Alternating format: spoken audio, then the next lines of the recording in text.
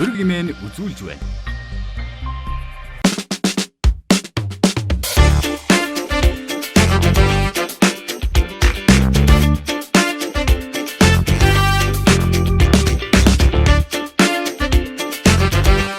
Үзэгч та бүхнийхээ орой амгалан айлтгахыг өрг нэвтрүүлгийн шинэ дугаар эхлэж байна. Бид энэ удаа Улсын их хурлын гишүүн Бат Найрамдалтай ярилцахаар ураад байна. Бидний цаг гаргасан баярлалаа. За өдрийн мэнд. Ажил нь амжиж байна уу? Дайчгүй бас завгүй л байна.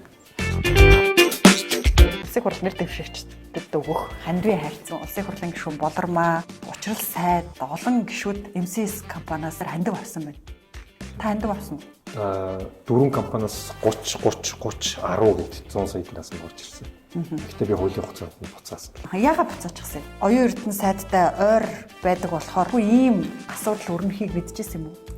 Тэнд одоо оюун эрдэнэ сайд ямар ч хамаагүй шүү дээ. Та тэгээд мөнгөнд дургүй хүн байх нь тий? Энэ дээр мөнгө дуртай дургуйдаг биш. Би та нарыг ингээд хандив болгож өгье. Та оронд нь юу хийж өгч чадах вэ? Хамгийн одоо ээлтэй ашигтай шийдвэрийг гаргах. Хандив аваад гишүүн болчихсон учраас ухаан удгийн 34%-ийг төр авч чадах уу? Тэгэхээр тэгж болохгүй. Энэ бол бас зарчмын асуудал. Ёс зүйн асуудал. Стратеги ордуудын 34%-ийг төр эзэмших ёстой гэж танай ерөнхий сайд үзээд байгаа шүү дээ. Тэр одоо ерөнхий сайд үзэж байгаа шүү дээ. Ухаан удгийн дургу компаниудынхаа хөрөнгийг хүчээр феодалын үеийн шиг хөрөн хураах гэдэг юм биш үсттэй. Хоёрдугаарт хүний хөгжлийн сан зэрэг юм гоё нэртэй мөнгөгүй хязгаарч мөнгөчдөггүй юм дампуурсан сангийн үлгэр шиг болох юм биш үсттэй баялагын сан чинь гэсэн. Бөгөөжийн дийлэнх нь олон нийтэд баярлагдана. Одоо энд юу хийж байгаа? Энэ юу юм аа? Энэ нөгөө боловсрол соёл шинжилгээ ухаан спортын одоо байнгын орны гишүүд байна. Улсын хурлын гишүүн Лодой самбуу ерөнхий сайд оюун эрднийг огцруулах гарын үсэг цуглуулсан. Та хоёр би чам руу залгасан залгаагүй гэж маргаад байсан л да Твиттер хэн худлаа хэлсэн. За та улсын хурлын гишүүн болоод хагас жил өнгөрсөн байна. Энэ хугацаанд яг юу хийв? Гишүүн болж амжив уу? Гэхдээ энэ хагас жилийн хугацаанд бас маш олон зүйл болж өнгөрлөө л дээ. За шинэ 126 гишүүнтэй парламент бүрдлээ. Бид нар чинь зөвхөн төсвийг жилд ганц удаа хэлцдэг бол бид нар чинь бараг тий 20 тавиулаад хэд хэдэн удаа хэлцээд. Гэхдээ ер нь төсвийг маш олон талаас нь богино хугацаанд тий одоо ямар процессор явж байгаа бүгдийг нь богино хугацаанд ойлгож авлаа гэж бодож байгаа. За тэгээд дээрэс нь бас олон жил гатсан олон парламент одоо дамнаад урагшилдаг байсан нэлээд олон одоо төслүүд бас тий хоёр ч төсөл бас ингээд урагшилчлаа тий. Тэгэхээр бас нэлээд богино хугацаанд олон зүйлийг амжууллаа л гэж бодож байна. Улсын хурлын дараахаар гишүүн болоогүй байна гэж шүүмжлээдсэн. Гишүүн болно гэдэг нь яахыг хэлдэг. Яг сонгогдчихлоо, тангараг өргөжчлөө. Гэхдээ тэр гишүүн болох процесс гэдэг нь одоо юу хэлж байгаа? Одоо гишүүн гэдгийг миний хувьд бол одоо олон нийтийн төлөөлөл болж одоо чухал шийдвэр дээр одоо төлөөлж байгаа олон нийтийнхаа эрх ашигын төлөө шийдвэрүүд гаргах гэж ойлгож байгаа. Тэгээд энэ процесс өөрөө дотроо хуулиудын хуулиудаас гадна маш их унших, ойлгох, одоо судлах одоо асуудлууд богино хугацаанд шийдвэрүүд гаргах хэрэгтэй. Тэгээд тэрийгэ илэрхийлсэн үгээ байнгын хорон дээр саналаа хэлэх хэрэгтэй. Одоо саналаа өгөх хэрэгтэй. Тэр энэ бүх процессыг л хийж байгаа гэж. Тэгээд миний хувьд бол одоо тэгээд яг нь хэлэхэд маш их цаас уншаад тэрнээс анализ хийгээд богино хугацаанд дотор үр дүнтэй илүү мэдээлэл дээр суурилсан одоо шийдвэр гаргахын төлөө ажилласан. Тэгэхээр ер нь бол цаасандаа өдөр тутам хассан бүтэн сангууд цаасандаа дарагдчих. За би тэд нэг юм торонд улсын хурл нэр дэвшигчдэд өгөх хандивын хайрцаг нэг тавьчих. Энтэй холбоотой асуултыг танаас асуунаа. За та саяхан өөрийнхөө сошиал хаяг дээр нэг нээлт хийсэн юм шиг мэдээлэл оруулаад байсан л да. Ухаан удгийг 2008 онд одоо таны ярьж байгаагаар хууль бусаар MCS-т олгосон гэдгийг ярьж эхэлсэн. Тэр чинь одоо үзээд би таны нэвтрүүлэгтээ хүрсэн. Энийг та сая л мэдчихэж байгаа юм уу? Та ч уул уурхаан дэд сайдаар ажиллаж байсан шүү дээ. Яг нь нээлт хийсэн ч яг нь тэр мэдээлэл нь тухайн үеийн засгийн газрын тэмдэглэл болон гэрээ сошиал дээр сая тавигдсан байсан л да. Тэгэхээр тэрийг хараад тэн дээр өөрийнхөө байр суурийг илэрхийлсэн хэрэгэлтэй. Дэд сайдын байхдаа ер нь бол ухаан удаг тухайн үед тэгж өвчлөгдсөн ч юм уу эсвэл одоо тэр үед засгийн газрын тэмдэглэл гарч ирсэн тэр бүх тэмдэглэлийг бол би хараагүй байсан. Тэгээд жилд засгийн газар хэдэн зуун тэмдэглэл, хэдэн зуун тогтоол ерөнхий сайдын захирамжууд гарч байгаа шүү дээ. тэгэхээр юун хууль бусаар олж авсан гэж үзэж байгаа вэ? Яг нь энэ стратегийн ач холбогдол бүхий орд байгаа тийм. Тэгэхээр энэ өөрөө бид нэр одоо стратегийн орд гэж яриад хөвшчлээ л дээ. Энэ өөрөө үндсэн хуулинд тусцсан концепт л да. Стратегийн ач холбогдол бүхий орд байх юм бол үүний одоо хувь за эзэмшил нь өөрчлөгдөхөд засгийн газар улсын хурлд өргөн барьж нэгсэндээ зөвшөөрөл авах хэрэгтэй л да. Тэгэхээр энэ процесс босно уу гэдэг нь асуултын тэмдэгтэй. Тэгээд дээр нь яг тэр сошиал дээр тавьсан яг мэдээллийн хүрээнд таг тэр яг адилхан мэдээлэлтэй байх л та. Тэгэхээр засгийн газрын яг тухайн үеийн тэмдэглэл байсан тийм. Тэгэхээр яг засгийн газрын хурлаар ороод тэмдэглэлээр стратегийн ач холбогдол бүхий ордыг тийм одоо нэгсэндээ хувь эзэмшлийн өөрчлөлт гэрээ хийх үр өгөх нь өөрөө одоо засгийн газрын тухай хууль, за ашиг нуудлын тухай хууль одоо зөрчсөн байж одоо магадгүй харагдсан. Одоо бол яг энэ дэр мэдээж хууль зүйн аль биесний илүү дүгнэлт гарах хэрэгтэй баг. Гэхдээ миний ойлгож байгаагаар одоо ер нь үндсэн хуулийн зарчмаа авсан ч гэсэн тэгэхээр энэ асуудал тал гэж харагдсан. Тэгэхээр одоо ер нь стратегийн ордуудын 34%-ийг төр эзэмших ёстой гэж танай ерөнхий сайд үзээд байгаа шүү дээ. Тэгэхээр одоо ерөнхий сайд үзэж байгаа шүү дээ. Ухаан удгийн өнөөдөр та бүхэн яриа бас яг энэ нүүрстэй холбоотойгоор өрнөх юм шиг байна. Ухаан худаг дээр төр хэдэн хувийг эзэмших ёстой? Энэ юу юм аа? Энэ бүр чи 2006 онд ашиг мэхэмжийн тухай хуулийн тухайд өөрчлөлтөө тийм чинь хуулийн дээр заасан зүйл шүү дээ. Хэрвээ стратегийн ач холбогдол бүхий орд байх юм бол улсын төсвөөр одоо хайгуул нөөцийн тогтоосон эсвэл хувийн хвшлийн хувийн одоо санхүүжилтээр хайгуул нөөцийн тогтоосноос хамаарат нэгсэндээ одоо улс те 34 50 хүртэлх хувийг эзэмшнэ гэдэг бид нар ашиг холбогдлын тухай хуулийн 5.3, 5.4, 5.5 та заагдсан байхгүй. Зүгээр энэ заалт одоо олон жил явж ирсэн бараг 20 гаруй жил ашиг холбогдлын тухай хуулийн дээр явж ирсэн зүгээр хэрэгжитгүүл байсан байхгүй. Тэгэхээр одоо энэ заалтал нэгч байгаа.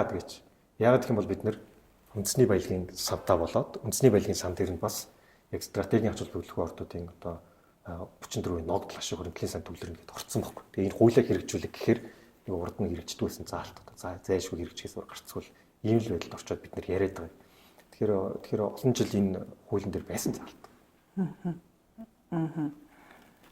Тэгэхээр стратегийн ач холбогдол бүхий орд бол тэгэхээр 34-өөс 50% та одоо засгийн газар эзэмшээд одоо явах ёстой гэсэн одоо бид нар хуультай гэсэн. 2000 ийм төвхтэй л байна л да. 2012-оос 2020 он хүртэл яг Монгол улс эдийн засгийн одоо өсөлтөөр тийм ер нь нэг тийм нэг хүнд ногдох дотоодын бүтээгдэхүүн авдаг юм бол тийм 4000 дээр очиод гаццсан ийм 10 жил болсон байхгүй. Нэгсэндээ ямар ч төсөл урагшлаагүй тийм эдийн засгийн өсөлт нэг байхгүй. Яг нэг хүчил дээр очиод гаццсан нэг ийм 10 жил юм шүү дээ. За тэгээ 2020 онд одоо нэг хүнд ногдох дотоодын бүтээгдэхүүн тийм $4,000 байсан байна. Тэгээ яг нэг ковидын хүнд үед тийм. За үүнээс яг өнөөдөр 2024 оны хүлээгдэж буг гүйцэтгэлээр $6,800 болтол өссөн байна. Тэгэхээр эн чинь бараг 72.5% өсөлт байхгүй. Тэгэхээр эдийн засгийн хувьд бид нар одоо дэлхийн хамгийн өндөр өсөлттэй эдийн засгийн хүртэл тоонд сүүлийн хэдэн жил ороод эдийн засгийн хувьд ингээд нэлээд том огцон тэлэлтийг үзүүлсэн байдаг. Гэхдээ яг энэ эдийн засгийн энэ огцон үзүүлсэн энэ том 72% өсөлт яг иргэн биднэрт мэдгэж гин үгүй гэдэг л хамгийн том асуултын тэмдэг байгаа.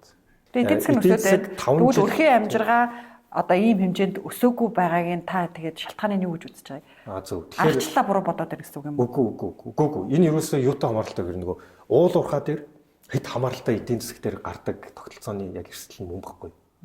Юу гэсэн үг гэхээр яг уул уурхайн салбар өөрөө бусад салбартай харьцуулах юм бол ачлах хүчний хувьд хамаагүй бага.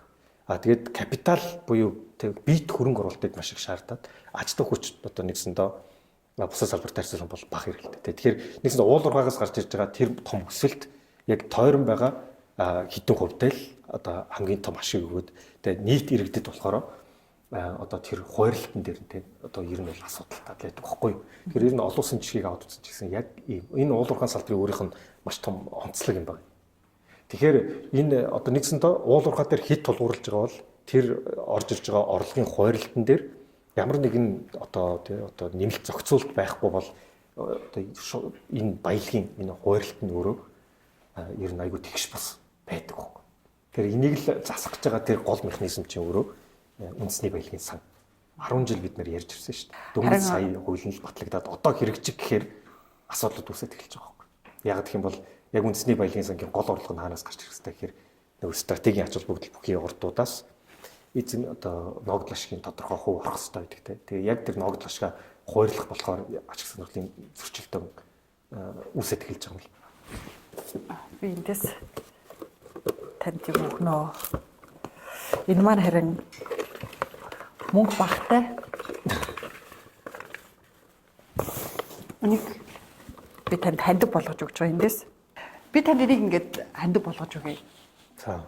Та оронд нь юу хийж өгч чадах вэ? Одоо таныг улсын хурлын гишүүн болохоос өмнө тэр нэр дэвшигч байхад нь гишүүн болж байгаа юм байна гэд ингээ хандаг үгээ та оронд нь юу хийж өгөх вэ? Надад яг би одоо ийм том компаниуд чи биш болохоор их мөнгө байхгүй л юм. Гэхдээ зөвхөн хандив хэлэхгүй те. Тэгэхээр миний үүрэг бол одоо их хурлын гишүүний хувьд те. Монгол улсын хөгжлийн төлөө одоо зарчимтай зөв оновчтой олон нийтэд хамгийн гол нь хамгийн одоо ээлтэй ашигтай шийдвэрийг л гаргах. Тэгэхээр би тэрийг л хийж чадна. Ер нь жижигхэн хандив олон нийтээс цуглуулах тусмаа тэр бол хамгийн зөв зарчим. Танай нутгаас сонгогдсон улсын хурлын гишүүн болормаа, за засгийн газрын хэрэг эрхлэх газрын дарга, учрал сайд зэрэг нэр бүхий одоо олон гишүүд MCS компаниас сонгуулиар хандив авсан байна. Та хандив авсан уу?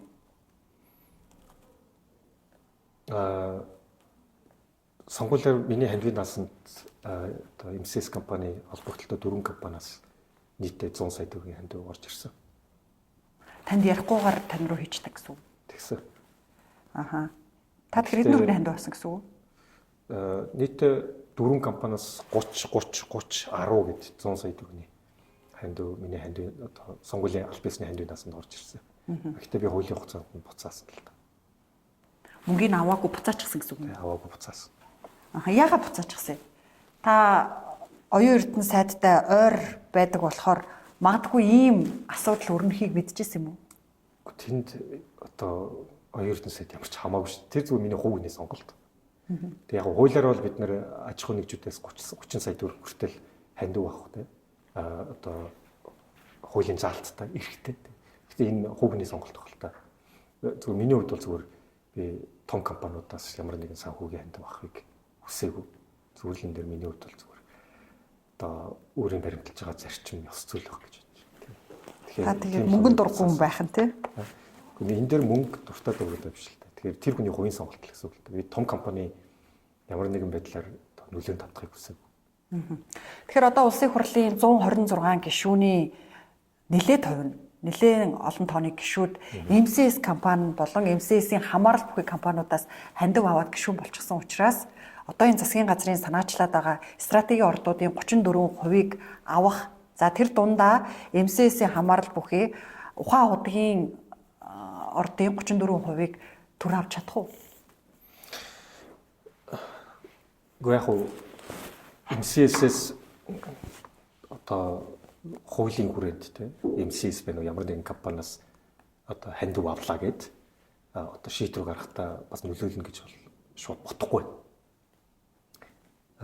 Яг үгүй яг энэ хуулиараа буцаад энэ хандив олон нийтэд нээлттэй ил тод байх нь илүү зөв зорчим баг. Өнөөдөр жишээлбэл та хин ямар компани ямар иргэд хинд сонгуулиар те хэдэн дөрвийн хандив гэснээр бүгдээрээ мэдэж болж байгаа те. Тэгэхээр энэ нь өөрөө дэвшилтэй зүйл л те. Ер нь олон улсад яг байдаг зарчим. Гэхдээ тэр хандивыг авлаа гэд буцаад тэр компанид өртөө болно гэж би ойлгохгүй. Тэ. Тэгэхээр тэгж болохгүй. Энэ бол бас зарчмын асуудал, ёс зүйн асуудал. Болохгүй гэдэг ёс зүйл ярьж штэ тэ. Гэхдээ тэр хүн эцэстээ ямар шийдвэр гаргахыг жишээлбэл тэр хүн өөрөө л шийдэн штэ тэ. Тэгэхээр миний хувьд бол ямар ч компаниас хандив авсан бай энэ бол нээлттэй тод мэдээлэл. Гэхдээ тэр компани төлөө шийдвэр гаргах ч юм уу тэ. Энэ өөрөө ёс зүйн зарчмын асуудал. Та тэгвэл ямар компаниас хандив авсан бэ? Чи одоо ил тод мэдээлэл юм чинь. Тий. За миний дандаа л нэг таньдаг мэддэг хүмүүс эсвэл аж ахуйн нэг өөрийнхөө нэг аж ахуйн нэгжээр дамжаад ч юм уу эсвэл иргэний хувьд хандив өгсөн байлаа. Одоо жишээлбэл за миний санджаа нэг Coffee Fellow Mongolia гэдэг компани яг манай нөгөө аналог подкастинг айгуу нөгөө үүсгэн байгуулагч манай подкастинг фэн гэдэг юм л та. Тэгээд тэд нар бас ханд өгсөн санагдчих. За ер нь стратегийн ордод ямар ордуудаа хамааруулад байгаа юм? Дурггүй компанийнхаа ордыг гэмт стратегийн ордод хамааруулад дээрэмдэх гэдэг юм шүү дээ. Ер нь шүү дээ. Монголд байгаа ашигт малтомлыг ер нь 3 хож үзэж болно. Хуулийнхаа дагуу ч гэсэн. Стратегийн ач холбогдол бүхий орд энэ бол үндсэн хуулиндаа тусгацсан концепт. За тэгээд ердийн орд. За тэгээд түгээмэл тархацтай орд гэдэг яг тусдаа тий одоо нэг хайрах, чулуу, дайрах гэлж байгаа. Тэгэхээр ямар нэгэн одоо уулуурхан орд болыг энэ гуравт л хамаарх нь хуулиараа. За стратегийн ач холбогдол бүхий орд гэдгийг болохоор ер нь яг үндэсний аюулгүй байдал, эдийн засаг тий одоо нийгэмд одоо нөлөөтэй байж болох үс хэмжээний томоохон ордыг илнэ гэдэг яг Вашингтон улмын тухай хуулинд бол нэлээд тийм ер нь бол бүрхэг залттай энийг бол илүү сайжруулах хэрэгтэй гэж бодож байгаа. Стратегийн ач холбогдол бүхий ордын 2007 онд улсын хурал бол өөрөө 17 ордыг хавсгалт нэгээр ингээд баталсан байдаг. Тэгээ хэрвээ стратегийн ач холбогдол бүхий орд гэж байгаа бол ашигт нотомлын тухай хуулийн 5-3-аас 5-5-аараа төр тэгээ одоо нэгсэнтэй засаг эсвэл улс тэгээ хайгуул нөөцийн тогтоосноос амраа 34-өөс 50 хүртэлх хувийг эзэмшнэ гэдэг бид нар хуулиараа заасан байхгүй. Тэгэхээр ерөөсөө одоо энийг л одоо хэрэгжүүлээч л гэсэн гол санаа явж байгаа. Тэгэхээр доор мэдээж өөрчлөнө гэж байхгүй л да. Гэхдээ улсын хуралд бол бүрэн эрх нь байгаа шүү. Улсын хуралд тэр стратегийн ач холбогдлын ордод тэ жагсаалтаас хасах нэмэх эрх нь одоо хуулиараа байгаа. Монгол улс оюутлахаан одоо 34% эзэмшдэг. Гэхдээ энэ эзэмшлийн 34% одоо ингээ өртөө байгаа л да. Заавал 34%-ийг стратегийн ордуудаас эзэмших ёстой гэхгүй стратегийн ордуудаас авах амнаатаа өсгчмөр юм шүү.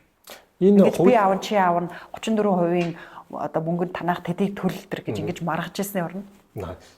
За зөв. Яг тухайн үед бол яг 34% гэл те энгийн хувьцааны хуваар одоо ногдлаа шиг ирдэг, хувь ирдэг гэдэг ойлголтоор л одоо явцсан юм байлээ л те. Тэгэхээр өнөөдөр бол яг санхүүгийн талаас аваад үзсэн ч гэсэн олон хөлбөр байж болох байхгүй. Сая жишээлбэл бид нар ороноотой гэрээ хийхэд те яг энийг авч үзлээ шүү дээ.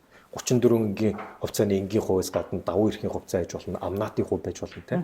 Тусгай амнаат байж болно. Янз бүрийн хөлбөрөд зүгээр л энэ дээр бид нэр хамгийн гол нь юугаар хэрэгжүүлэх хэрэгтэй, үндсэн хуулиар хэрэгжүүлэх хэрэгтэй байхгүй. Үндсэн хуулинд юу гэж заасан бэ гэхээр стратегийн ач холбогдол бүхий ордыг ашиглахдаа нийт өгөөжийн дийлэнх нь ард түмний тал байна л гэдэг зарчмыг баримтлаа л гэж байгаа байхгүй. Тэгэхээр тэр яг үнэхээр ард түмэнд бол тэр амнаат нь байна уу, хувь нь байна уу, тэр нэг чухал биш шүү дээ. Зүгээр нийт өгөөжийн дийлэнх нь л олон нийтэд л очиж байгаа хэрэгтэй байхгүй. Тэгэхээр тэр нь одоо яг үнийг хэлэхэд засгийн тэр ард нь эдийн засгийн том модель гараад, санхүүгийн модель гараад айл хувилбар нь манай талд хамгийн ашигтай байна. Тэр хувилбараа л хилцлийн ширээн дээр нөгөө талдаа тохиролцол хийх хэрэгтэй асуудал юм. Тэрнээс биш өнөөдөр бид нар 34% энгийн хувьцаа байна уу? Амнаатаар болуулах байна уу те? Бүх хувилбарууд өнөөдөр хуулиараа хүлээн зөвшөөрөгдсөн засгийн газарт байгаа. Тэгэхээр энэ дээр зүгээр засгийн газар хилцээр цугаад айл хувилбар хамгийн ашигтай байгаа санхүүгийн модельээс харж байгаад Монголд засгийн газрын талдаа хамгийн ашигтай хувилбараа сонгол гэрээгээ явж байгаа. Сая хэдхэн хоногийн өмнө л одоо ачид ихт компанид нэлээд дуйлаа үүсгэсэн тий цагаангуйг одоо баривчлаа, саатууллаа, ачид ихт компанийн үйл ажиллагааг хаалаа гэж сүржгэн жагаад ачид ихт компани гэсэн одоо ачид ихтийн 34%-ийг төр авах ёстой л гэж үздэг штеп. Гэхдээ буцаагаал үйл ажиллагааг нээж эхэлсэн штеп. Гэхдээ тий нээсэн билээ тий. Тэгээд одоо 34%-ийн ачид ихтийн 34% жишээ нь авч чадах юм уу? Яг тэр хаах нэг бол яг үнэхээр тухайн засгийн газар тэр дундаа яг хариуцж байгаа одоо салбар явж байгаа сайдын эрхлэх асуудал л та тий. Гэхдээ нэг тийм хаах бохдоо биш. Ерөөсөө энэ дээр явж исэн одоо маргаантай асуудал байгаа юм л та. Тий. Ач тэгтээ үед бол энэ чинь үүсмэл орд гэж хэлээд шүү дээ. Ер нь ингэ тав ингэ бодоо ингэ эрдэнэт үйлдвэр үү тий. За эрдэнэт үйлдвэр бол стратегийн ач холбогдлох орд мөн үү? За мөн бид нар оролцсон Монголыг бараг 40 жил дэж ирсэн хамгийн том ордуудын нэг мөн шүү дээ. Эрдэнэтийг ухлаа. Хоёр төрлийн шор гарна. За нэг нь бол сульфитийн орд те. Энэ болохоор эрдэнэтийн баяжуулах фабрикаар ордог. Хүдэр те. За эрдэнэт баяжуулаад гаргаж. Нөгөөх нь арай өөр технологиор боловсруулах зайлшгүй шаардлагатай тийм орц багтаа те. Орц нь баг одоо үүсмэл орд гэж нэрлэдэг байгаа. Ордохгүй. Хоёр өөр технологиор боловсруулдаг. Гэхдээ хоёулаа адилхан зардал гаргаж овоосон хоёр шороо. За гэтэл ач тэгтийн ашиглаж байгаа болохоор тэр үүсмэл орд гэдэг.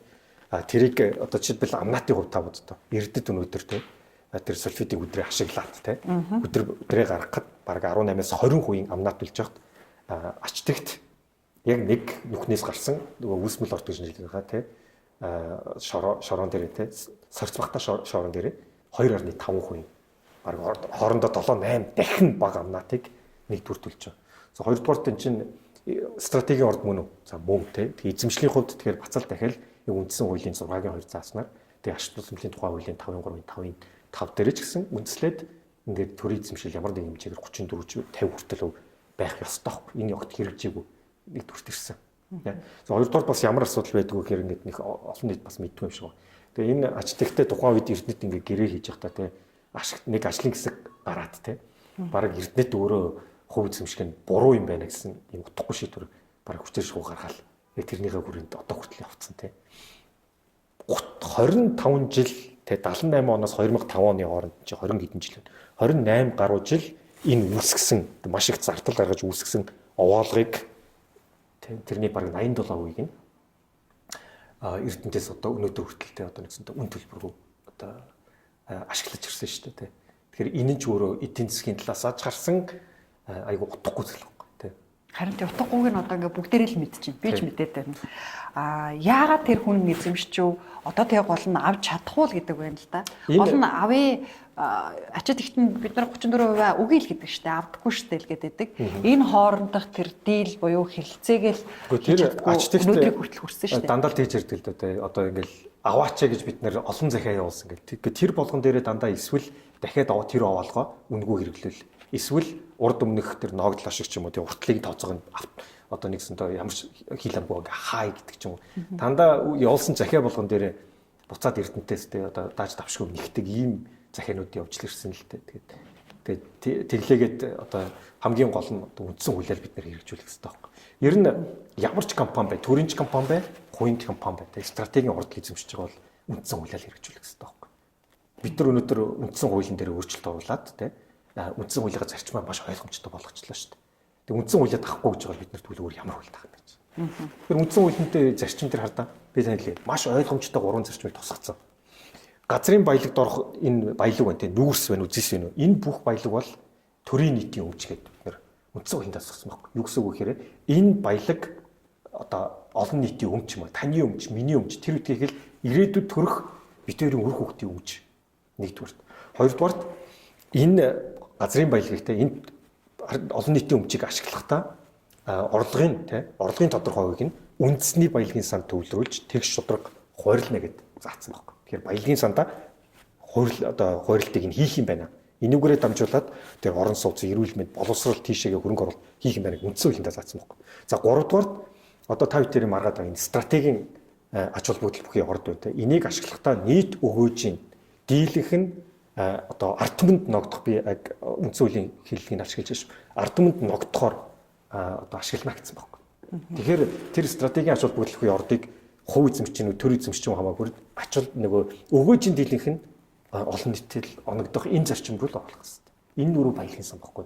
Тэгэхээр одоо харин энэ стратегийн ордуудын 34%-ийг аваад баялагын санг мөнгөжүүлээд тэрийг нийт иргэдэд ингэж хүртээмжтэйгээр эдийн засгаа дахин хуваарлаа, баялагаа дахин хуваарлаа гэд байгаад чинь иргэд хоёр зүйл дээр эргэлзээд байна л да. За нэгдүгээр дургу компаниудынхаа хөрөнгийг хүчээр феодалын үеих шиг хөрөнгө хураах гэдэг юм биш үсттэй гэсэн нэг хардлага явж байна. Хоёрдугаарт хүний хөгжлийн сан зэрэг юм гоё нэртэй үлгэр яриад гэхдээ мөнгөгүй хязгаарч мөнгөчдөггүй юм дампуурсан сангийн үлгэр шиг болох юм биш үсттэй баялагын сан чинь гэсэн ийм хоёр агуулга яваад байна л да. Тэгэхээр нэгээс нэглэхгүй одоо феодалын үеих шиг хөрөнгө хураалт болоод байгаа юм биш болох гээд байгаа юм биш үсттэй хүний хувийн өмчөд халтсан. Тэгэхээр энэ буцаад яг үндсэн хуулийн дээр заасан шүү дээ. Стратегийн ач холбогдол бүхий ордыг ашиглахдаа тий өгөөжийн дийлэнх нь олон нийтэд хуваарлагдана. Тэгэхээр стратегийн ач холбогдлын орд гэдэг чинь аль түрүүн 2007 онд гэдэг чинь хэдэн жилийн өмнө болж байна. Энэ чинь бараг 20 хэдэн жилийн өмнө биш ээ 2020 хэд биш ээ хэд үү 2025 он гэдэг чинь 2007 бараг 17-8 жилийн өмнө тий стратегийн ач холбогдол бүхий орд инээ гэдэг улсын хурлын тогтоолоор чинь баталсан байхгүй. Тэгэхээр одоо нэгсэнтэй тэр баталсан чагсаалтайгаар ярил л да. Тэр стратегийн ач холбогдлын орд гэдэг 17 ордыг оруулсан байдаг. Тэгээ тэрний өнөөдөр аваад үзэх юм бол 6 л яг одоо засгийн газрын эзэмшилтээр. За бусд нь бол одоо нэгсэндээ одоо хувийн эзэмшилтээр тэг хин нэгний эзэмшилт рүү очсон байна гэсэн үг. Ямар нэгэн байдал. Тийм. Тэгэхээр орд болгоныг тэгнэ гэдэг айгүй утгагүй. Эндээс бол зүгээр л стратегийн ач холбогдол бүхий орд гэд байгаа тэр ордууд дээр л тий одоо нэгсэндээ яг ашиг намлын тухай хуулиараа ч гэсэн тэр 34-өөс 50% эзэмшил байна үү. Гэтэ шууд ингээд төр эзэмшгэж байгаа юм биш шүү дээ. Энэ бизнес класс авах юм бол яг үнэлэхэд жишээлбэл ухаадаг дээртэй ингээл яг 34%-ийн ертөнцийн хувьцааг эзэмшил одоо өдөр тутмын үйл ажиллагаанд ингээл оролцох ямар шаардлага байхгүй шүү дээ. Тэр компанид яг хоёр ажлыг ажиллагаа явуулах ёстой байхгүй юу? Гадаадад олон улсын хөрөнгийн бирж дээр нээлттэй компани шүү дээ. Тэр бол яг дараагийн асуудал. Тэр нээлттэй компани байна уу? Одоо жишээлбэл хаалттай компани байна уу? Тэр зүгээр компани хэлбэрийн асуудал байхгүй. А энэ дээр бид нэр юу ярих хэрэгтэй юм бол зүгээр л тэр ашигт малтмлын тухай хуулиар үндсэн хуулиараа яг тэр төрд ногдох тэр 34-ийн ногдол ашиг нь те ерөөсө хуримтлалын саналууга төвлөрдөг. Энийг л энэ зарчим руугаа л орчиё л гэж байгаа байхгүй. Энэ зарчим руу орохгүй бол яг үнэлээд өнөөдөр жишээлбэл эдийн засаг нь 70% өсч байгаа хат те. Одоо энгийн биднэрт мэдрэгдэхгүй шүү дээ тэр өсөлт те. Тэгэхээр энэ бол ингээ нөгөө баялагын хит одоо баян ядуугийн ялгаа хит одоо томрох те баялагын хит ялгаатай хурилтын одоо сонгодог жишээ нөхгүй. Энэ арилахгүй гэсэн. Өнөөдөр 16 тэрбум доллар эдийн засаг байна те. За ингээд эдийн засаг томорсоор 10 дахин томроод 160 тэрбум болъё л та. 160 тэрбум байхад өнөөдрийн бидний яг энэ тогтолцоогоор явах юм бол баян хоосны ялгаа бүр хитрхий дэндсэн хоорондоо танигдахгүй, хоорондоо нэг гэлээр ярьдаггүй. Бүр ингээд танигдахгүй болтлоо үе дамсан яг ийм одоо баялагын хит шудраг ус хурилтал явагдана гэсэн үг. Яг тэгэх юм бол яг жинхэнэ сонгодог зарчмаар бол баялагын хараал болсон яг орны жишээнд л орно гэсэн. Тэгвэл одоо үндэсний баялагын сан нөгөө дээр үеийн тэр гой нэртэй хүүхдийн хөгжлийн сан, хүний хөгжлийн сан ч гэлөө те. Эдгээр шиг ингээд мөнгөгүй дампуурахгүй тулд жишээ нь ганцхан жишээ авъя л да. Одоо энэ ухаан удгийн худгаас одоо 34% авахад хэдэн төгрөг орж ирэх. Яг зүгээр жишээ авъя л та тий. Тэгээ одоо борлуулалтаас нь жишээ авъя. За зүгээр 2023 он сар гэж 2024 онд их ялгаа авах байхаа. За Mongolia Mining Corporation тий одоо яг 1 тэрбум орчим долларын орлоготой ажилласан байна. Тэгэхээр татварын дарга цэвэр ашиг нь за ойролцоогоор 20-25 гэхэр чинь 200-аас 250 сая долларын ашигтай ажилласан гэсэн үг л дээ тий. Тэгэл тэрний 34% нь тий одоо нэгсэнтэй хуримтлалын санал руу очих бүрэн боломжтой л гэсэн үг байхгүй ер нь бол. Тэгэхээр 250 мянган долларын 250 сая долларын 34% нийт болох тий 3.1 80 сая орчим доллар хойрлогдох боломжтой байсан л гэсэн үг.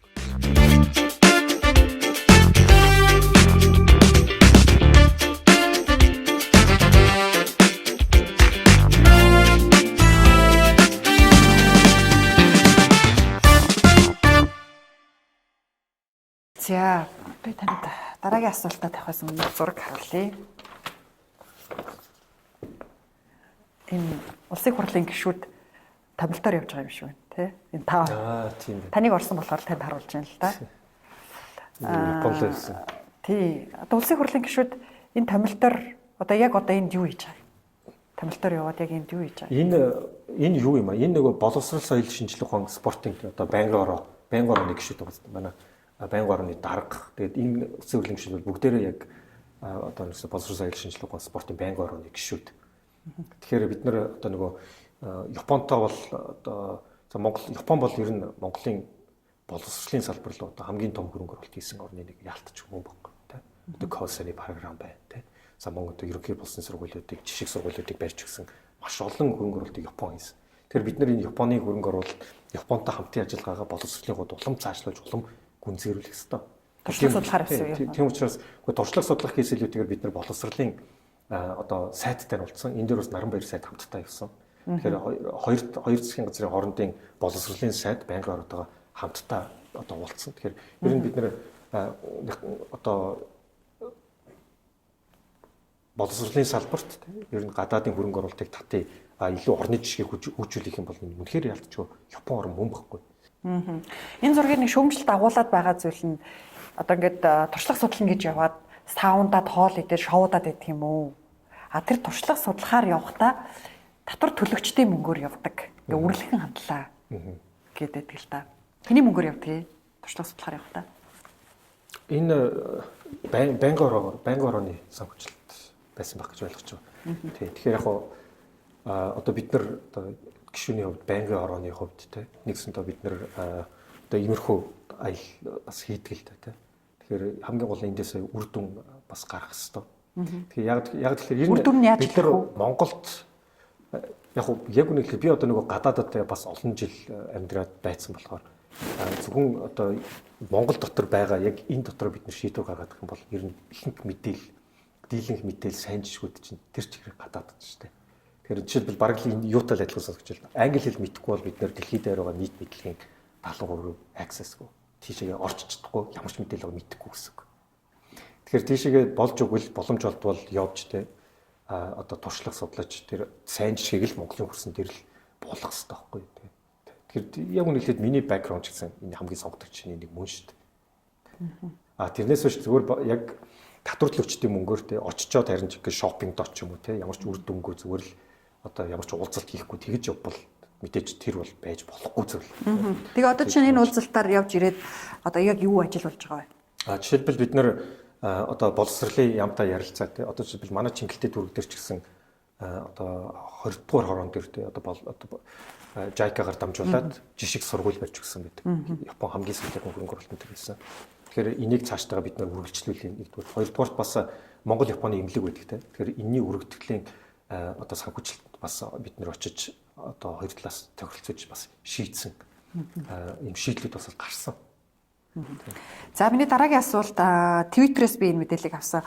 Улсын хурлын гишүүн Лодой Самбуу ерөнхий сайд оюун эрднийг огцруулах гарын үсэг цуглуулсан. Тэгээ яг энэ гарын үсэг цуглуулж явах явцдаа та хоёр би чам руу залгасан залгаагүй гэж маргаад байсан л да Twitter-д олон нийтэд нээлттэйгээр хэн худлаа хэлсэн. Гэхдээ тэнд худлаа үнэн юу бах вэ? Яг би Лодой Самбуу гишүүний тэр мэдээллийг нь харсан л та. Тэгээ гишүүн болгонлоо залгаж те асуунаал гэсэн байлаа. Тэгэхээр н тухайн үедээ би бол өөрийнхөө байр суурийг илэрхийлээ гэж те бодоод пост оруулсан. Гэхдээ миний байр суурь маш ойлгомжтой. Ингээд сошиал дээр би байр суурийг илэрхийлж байгаа. Тэр надад залгах шаардлагагүй л гэдэг зүйлийг хэлсэн. Залгах шаардлагагүй гэж хэлсэн юм уу? Над руу залгаад хэрэггүй. Залгаад одоо намайг ятгах шаардлагагүй. Яг бол миний байр суурь маш ойлгомжтой. Би байр суурь лодох хэсвэлтэйгээр одоо олон нийтэд одоо байр суурь цагтнал илэрхийлж байгаа. За 5-7 ордыг бас ярьсных. За МСС ухаан удгийн 5-7 бүлэг ордын нэг ухаан удгийг одоо таны ярьж байгаагаар хууль зөрчин эзэмшсэн гэдэг байгаа. Тэгвэл 5-7 бүлэг ордын нэг Бортигийн ордыг яагаад улсын хурлын дарга амар уйсгалан болон түүний хамаарал бүхий хүмүүсийн одоо компани эзэмших болов гэсэн юм хардлага яваад байгаа шүү дээ. Үгүй тэн дээр одоо 5-7 бүлэг орд дээр за Эрдэнэс 5-7 таны хэлж байгаа тэр ордыг Эрдэнэс 5-7 эзэмшдэг шүү дээ. Хайгуу тэр ч одоо Бортигийн орд шүү дээ тий. Бортигийн ордын одоо хайгуул ашиглалтын лиценз тий. Эрдэнэс 5-7 эзэмшилт байгаа. Өөр эзэмшил байхгүй шүү дээ. Энэ дээр өөр эзэмшил байхгүй. Тэгэхээр яг хуу маш ойлгомжтой шүү дээ. Яг энэ 5-7 бүлэг орд дээрх тий одоо ашиглалт модмол газрын засгийн газраас тий баталгаажуулж өгсөн тэр ашиглалтын болон хайгуулын лицензийн эзэмшигч чинь энэ олон нийтэд нээлттэй мэдээлэл энийг шууд вебсайт руу ороод харж болдог шүү дээ. Тэгэхээр одоо Эрдэнэс 5-7 компани дээр чинь бидний мэддгээр зүгээр нөгөө зүүн цагт баруун цаг гэж яриад байгаа боловч цаашаагаа чинь за орцог те бортыг онч хараат борт толгой гэсэн бас ордуудын лиценз бас давхар эзэмшдэг те. Энэ яг уу ашиглалтанд орж амжаагүй байхгүй. Зарим нь бол нөөцийг энэ баталгаажуулж дэмж тогтоох хэвээр. Ер нь цаашдаа 5-7 бүлэг орд чи ингээд нийлээд ингээд баг 7 тэрбум тонн нүүрсний те нөгцтэй одоо маш дэлхийд тосгүй орд мөн л дээ. Ер нь кокс энэний хамгийн дом давуу тал нь юу байдаг вэ гэхээр кокс чорд байхгүй. Тэгэхээр ийм том одоо нэг дор төвлөрөлтөй кокс чорд баг дэлхийд тэр цөөхөндөө. Кокс нүүрс гэдэг чинь одоо хамгийн үнэтэй нүүрс гэсэн үг. Кокс нүүрс чи эрчим хүчний нүүрстэй холж өгөөсөө ойлгож болохгүй. Нүүрс үнс боллоо гэл яг тэр бол яг одоо зарчмын үед бол бас яг биш л дээ. Одоо эрчим хүчний нүүрс магадгүй үнс болох гэж байгаа. Гэхдээ кокс нүүрс чинь ган хайлуулгад ашигладаг байхгүй. Тэгэхээр ган хайлуулах өөр технологи одоогийн байдлаар одоо гарч ирээд те зах зээл дээр нэвтэрсэн байхгүй л байна. Дараагийн технологи гарч ирээд дэлхийд даяар бүх үйлдвэрүүд үйл ажиллагаанд хэрэгэлтлээ хэдэн жил болох уу те бас нэлээд болж болох болов. Тэр бол коксчих нүрс байсаар байна. За би одоо өргөн нэвтрүүлгээрээ бас хэд хэдэн улсын хурлын гишүүд за уул уурхайн Эрдэс баялагын сайдаас ч гэсэн асуусан л да. Одоо нөгөө сая орооны төсөл явлаа штэ. Орооногийн төсөл явлаа. Тэгэхээр ураана бид нар ямар чухал вэ гэдгийг мэдлээ. Гэтэл манай төр 80 сая долларыг төр төлөөд олон улсын арбитр төлөөд Мардан ордныхоо лицензийг хурааж авсан. Гэтэл одоо энэ Мардан ордны лиценз нь төрд байт юм. Та уул уурхайн лиценз байсан юм уу? Байхгүй. Хувийн компани эзэмшилт. Яг хувийн компани руу шилжиж юу? Очиж юу? Тийм, тэр чинь тэгэл түрүү ямар компани? 17 юу лээ? Adams Mine гэх компани 100% эзэмшилтэй байна. Тэгээ одоо түрүү хэлсэнтэй одоо тухайн 2007 онд улсын хурлаас стратегийн ач холбогдлогын орд гээд 17 орд жагсаага баталсан байдаг авсралт нэгээр. Тэрний одоо 6-7 л төрд байдаг те бусд нь бүгд хувьд очсон.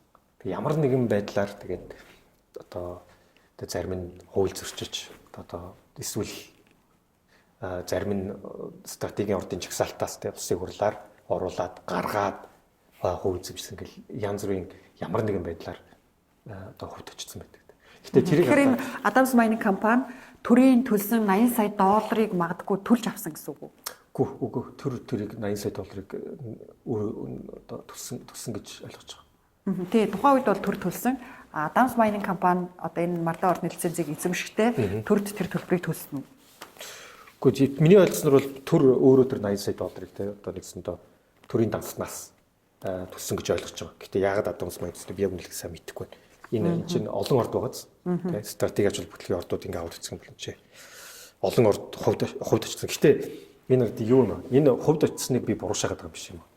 Энэ зүгээр л стратегийн ач холбогдлогын ордод бид нар үндсэн хуулиар хэрэгжүүлэх хэрэгтэй байхгүй. Тэрнээс биш нэг төр булааж авах гэж байгаа ч юм уу эсвэл гэдэг ойлголт руу ерөөсөө орж болохгүй маа.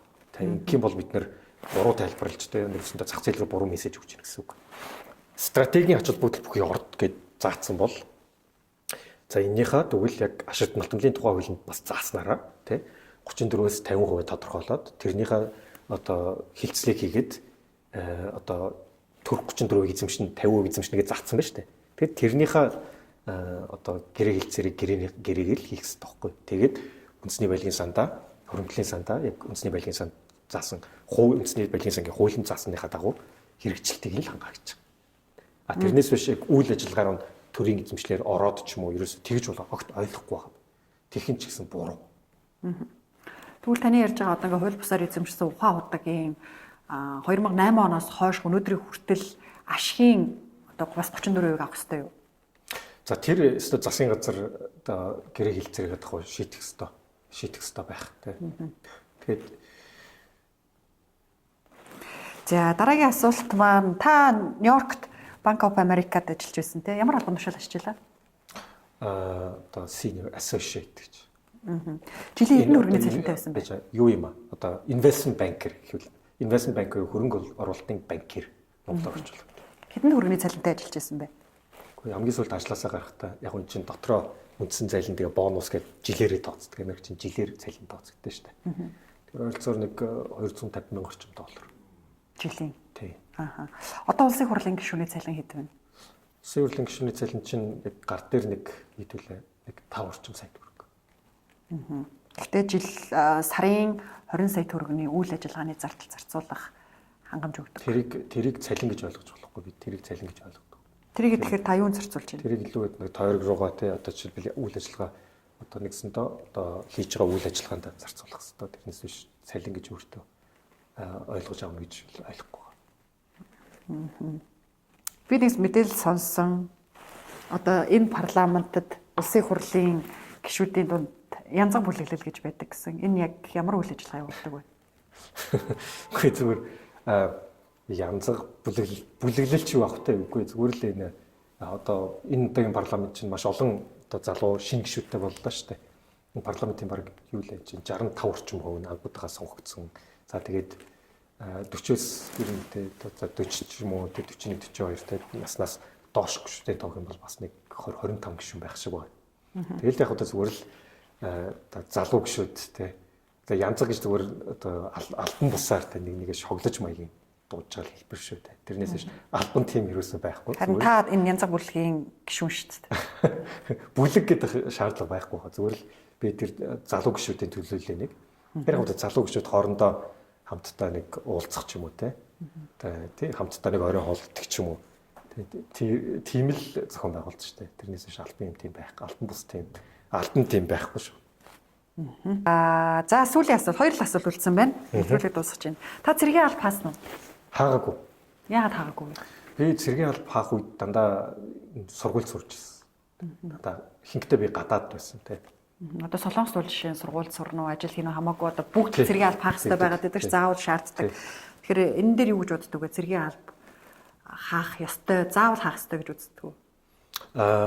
Хүн бүр яг хоёр талтай л та нэг. Ялангуяа ямар орнууд цэргийн албад заавал хаахыг шаарддаг вэ гэж хэлбэл Израиль те. Солонгос гэд ямар нэгэн одоо томоохон одоо эрсдэлтэй байж болох бах те. Тэр орнууд бол зайлшгүй эмгт зарим нь Израиль бүр эмгтэр гэдэг үү цэргийн алба хаах хэрэгтэй гэж үздэг те. Тэгэхээр нөгөө талаасаа гэхдээ чинь бас нэгдүгürt маш их зардал, хоёрдугаарт тэр цэргийн алба хаах хугацаанд бас одоо боловсруулалт хойшлуулна гэсэн үг л те. Миний хувьд бол илүү тэр цаг хугацаагаа залуучууд одоо сонголтоор те одоо хаахыг хүсэж байгааг нь хагаад бусад хүмүүсэнд дүүцүүлээд илүү боловсруулалт гаргах зүг гэж байна. За та улсын хурлын гишүүн болохоос өмнө бас Эрдэнэтийн 49% маргааныг бас л ярьжсэн л та. Одоо энэ асуудал юу болсон бэ? Одоо ямар ч хэлсэн төрд эзэмшиж шүүхийн маргаан нь болсон ирсэн гэж бодож байгаа. Шүүхийн маргаанд би бас дуусах гэж бодож. Яг нэг иймэрхүү том одоо мөнгөтэй холбоотой хэрэгүүдийн шүүх маргаан дандаа л ямар нэгэн байдлаар хоошлогдол шийдвэр гарахгүй гэл явдаг нэг тийм юм зүйл Монгол аягүй ажиглагчлаа л та. Эрдэнэтийн 40-с ялгаагүй шүү дээ. Одоо хэдэн жил шүүх дээр явж байна гэсэн үг үү? Чи одоо нэлээд олон жил явж байгаа байх шүү. Тэгээд хизээ нэгэн цагт гарч шийдэгдэх ёстой л та. Тэгээд энэ гэлтэхгүй тэгээд бусад хэрэгүүд нь болохоор амархан шийдэгдэх мөртлөө томоогийн хэрэгүүд ямар нэгэн улс төрийн нөлөө ордог юм мэдэхгүй тэгэл шийдэгдэхгүй дандаа хоошлж байгаа бол хоошлж явдаг тод шинүүд олон шүү дээ. За баярлалаа. Бидэнд цаг гаргаж нэвтрүүлэгт маань 10 асуултанд маань ажил хэрэгчээр хариулсан танд баярлалаа. Тэрийн ажилд амжилт хүсье. За баярлалаа. Тань ч гэсэн амжилт. За.